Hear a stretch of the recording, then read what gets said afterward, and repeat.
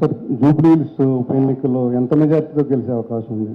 రెండు, పేదలు బాగా ఎదురు చూస్తున్నారు, సామాజిక పెన్షన్ల పెంపు అన్నది. ఈ రెండోది ఎప్పటి నుంచి చేస్తారు? మెజారిటీ అనేది నేను చెప్పాను, కానీ 100% ఎన్నికల్లో కాంగ్రెస్ పార్టీ గెలుస్తుంది. బీఆర్ఎస్ ఓడుతుంది, బీజేపీ డిపాజిట్ జప్త్ అవుతుంది. నేను ఇప్పుడు కూడా చెప్తున్న కిషన్ రెడ్డి గారికి, నీకు డిపాజిట్ రాదు, నీ దోస్తు ఎన్నికల్లో ఓడిపోతాడు. మీరు ఎన్ని గూడు పుటానాలు చేసినా ఇదే ఫలితం 14 నాడు సాయంత్రం చూద్దాం. అమర్ గారు, అజిత్ అడగండి. సీఎం గారు, ఈరోజు జూబ్లీ హిల్స్కి సంబంధించి ఎలక్షన్ ప్రచారం జరుగుతుంది. మీరు అన్నారు, ఎన్నో విమర్శలు చేశారు ప్రతిపక్షం మీద. కానీ ప్రచారం చూస్తే జూబ్లీ హిల్స్ పేరుకే జూబ్లీ హిల్స్, కానీ అన్నీ కూడా బస్తీలే. ఎక్కడ ఈ బస్తీలకు సంబంధించి కానీ నియోజకవర్గానికి సంబంధించి కానీ సమగ్ర ప్రణాళిక ఎక్కడా కూడా మీ ప్రచారాల్లో రావట్లేదు. కేవలం ఒకళ్ళ మీద ఒకళ్ళు విమర్శలు, వ్యక్తిగత దాడులు తప్పితే జనానికి సంబంధించి ఎక్కడ సమగ్ర ప్రణాళికను ఎందుకు ప్రకటించట్లేదు? జనాలకు సంబంధించిన సమగ్ర ప్రణాళిక 3 మంత్రులను ఇన్ఛార్జ్ చేసి 4 నెలల నుంచి దాదాపుగా 400 నుంచి 500 కోట్ల రూపాయలు రోడ్లకు, డ్రైనేజీకి, ఇండ్ల మీద వెళ్తున్న హైటెన్షన్ తీగల తొలగింపుకు, చెత్త తొలగింపుకు, రోడ్ల వైడనింగ్కి పూర్తి స్థాయిలో 3 నెలల నుంచి ప్రణాళికలు రచించి మున్సిపల్ మంత్రిగా 500 కోట్ల రూపాయలు నిధులు మంజూరు చేసి పనులు కొనసాగుతున్నాయి. అదే జూబ్లీ హిల్స్లో 14,170 కొత్త రేషన్ కార్డులు ఇచ్చిన, మొత్తానికి 61,000 రేషన్ కార్డులు జూబ్లీ హిల్స్లో ఉన్నాయి. 2,39,000 మంది సన్న బియ్యం లబ్ధి పొందుతున్నారు. 25,000 ఇండ్లు, 200 యూనిట్లు ఉచిత కరెంటు పొందుతున్నారు. ఇట్లా ప్రతి 25,000 పైచీలకు ఇళ్లకు 500 రూపాయలకు సిలిండర్ వస్తున్నది. ఎందుకంటే ఇక్కడ వ్యవసాయ రైతు రుణ మాఫీలు కానీ ఇట్లాంటివి అర్బన్లో ఉండవు కాబట్టి, అందుకే చెప్పిన 400 ఇండ్లు, 4,000 ఇందిరమ్మ ఇండ్లు మీకు మంజూరు చేస్తా, మీకు ఎన్నికలు కాగానే అందుబాటులోకి తీసుకొస్తా అని చెప్పిన. కొల్లూరులో దాదాపుగా ఎప్పటి నుంచో ఈ ప్రాంతం వాళ్ళకి డబుల్ బెడ్రూమ్ ఇల్లు అలాట్ చేస్తే అన్ని సమస్యలు ఉంటే రేషన్ షాపు, పోలీస్ స్టేషను, నీళ్లు, స్కూలు అన్నీ మంజూరు చేసిన. సో ఇవన్నీ చెప్పడానికి అవకాశం రాకుండా 10 సంవత్సరాలు అధికారం చెలాయించిన వాళ్ళు, 12వ సంవత్సరం అధికారంలో కొనసాగుతున్న వాళ్ళు ఇద్దరు ఏకమై మా మీద ముప్పేట దాడి చేస్తున్నారు. సో వాళ్ళు ఇసునకర్రతోని ఇట్లా అంటే ఇక మనము ఏదో రకంగా అనాల్సిందే కదా, తలుపు చెక్కతో అట్లా అనాల్సిందే కదా, అది సిచ్యువేషన్. కాబట్టి మాకు స్పష్టత ఉంది, జూబ్లీ హిల్స్ నియోజకవర్గంలో జూబ్లీ హిల్స్ లేదు. నేను జూబ్లీ హిల్స్లోనే ఉంటా. బస్తీలన్నీ అన్నీ ఉండే, జూబ్లీ హిల్స్ వచ్చి ఖైరతాబాద్ ఉంది. దాని పేరుకే జూబ్లీ హిల్స్, కానీ మైసూర్ బోండాలో ఎట్లా మైసూర్ లేదో జూబ్లీ హిల్స్లో జూబ్లీ హిల్స్ లేదు. కాబట్టి ఆ ప్రాంత సమస్యలు పరిష్కరిస్తే సినీ కార్మికులు అక్కడ ఉంటారు. వాళ్ళ సమస్యలు పరిష్కరించినాం కదా, వాళ్ళకు జీవిత బీమా ఇచ్చినాం, ప్రమాద బీమా ఇచ్చినాము. సినిమా రేట్లు ధరలు పెంచితే 20% పెంచిన ధరల్లో వాళ్ళకు ఇస్తేనే, కార్మికుల వెల్ఫేర్ కోసం ఇస్తేనే జీవో ఇస్తా, లేకపోతే లేదని స్పష్టమైన విధానాన్ని తీసుకొని వచ్చినాం. సినిమా కార్మికులను పిలిచి కూర్చోబెట్టి మాట్లాడినాం. కృష్ణానగర్ అనేది నంది అవార్డ్స్ నుంచి ఆస్కార్ అవార్డ్స్ వరకు నైపుణ్యాన్ని పెంచిన ప్రాంతం.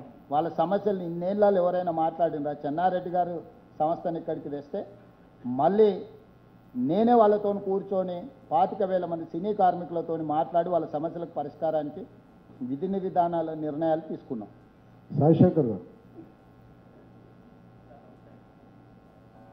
సార్ నమస్తే అండి.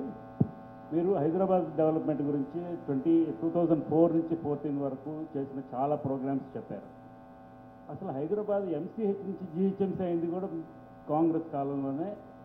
హెచ్ఎండిఏ అయి ఏకరేజ్ పెరిగి A1 సిటీ గుర్తింపు పొందింది కూడా కాంగ్రెస్ కాలంలోనే.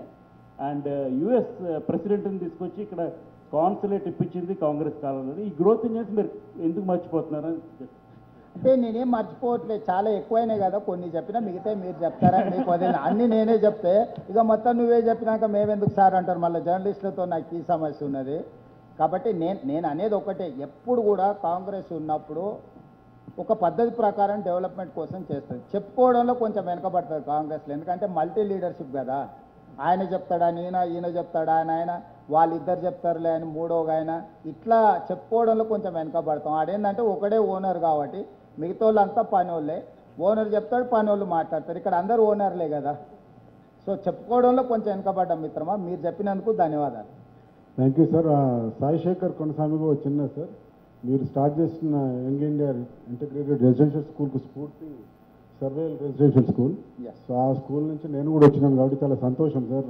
సర్వేల నుంచి ఐఏఎస్లు ఐపీఎస్లు మహేందర్ రెడ్డి డీజీపీ అయ్యిండు, Burra Venkatesham public service commission chairman అయ్యిండు, పివి నరసింహారావు గారు ఆనాడు తెచ్చింది దేశానికి మొత్తం ఆదర్శంగా మారింది. వాటి కొనసాగింపే ఈరోజు young India integrated residential schools.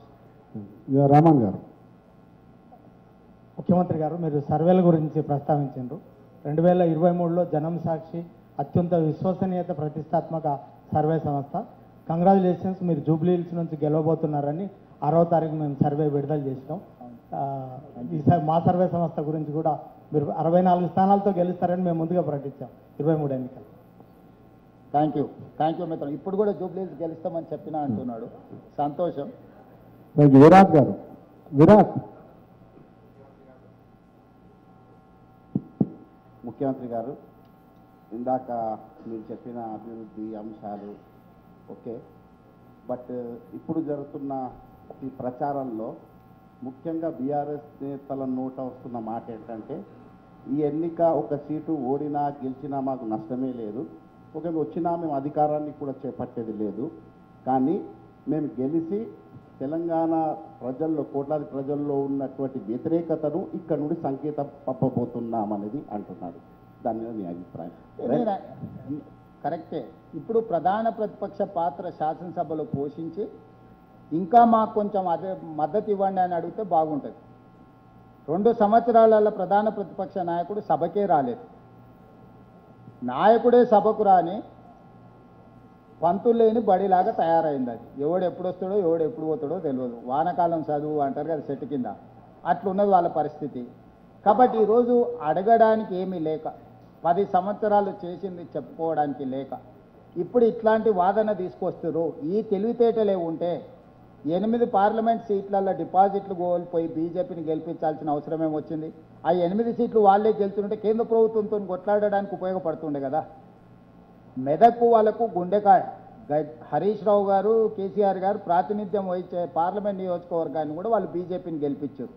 అంటే వాళ్ళు ఆత్మహత్య చేసుకొని అవయదానం చేశారు. యాక్సిడెంట్లో చచ్చిపోయినప్పుడు అవయదానం చేయడం వేరు.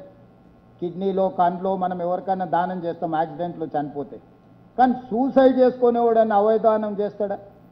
మొన్న బీఆర్ఎస్ సూసైడ్ చేసుకొని అవయదానం చేసి బీజేపీ వాళ్ళని 8 సీట్లు గెలిపించారు. ఆ 8 కదా మోడీ 3వ ప్రధానమంత్రి కావడానికి ఉపయోగపడ్డది. ఇప్పుడు కిషన్ రెడ్డి గారు థ్యాంక్స్ గివింగ్, అదే అంటారు కదా, కృతజ్ఞతా భావంతో తిరిగి చెల్లించే ప్రయత్నం చేస్తున్నారు కిషన్ రెడ్డి గారు.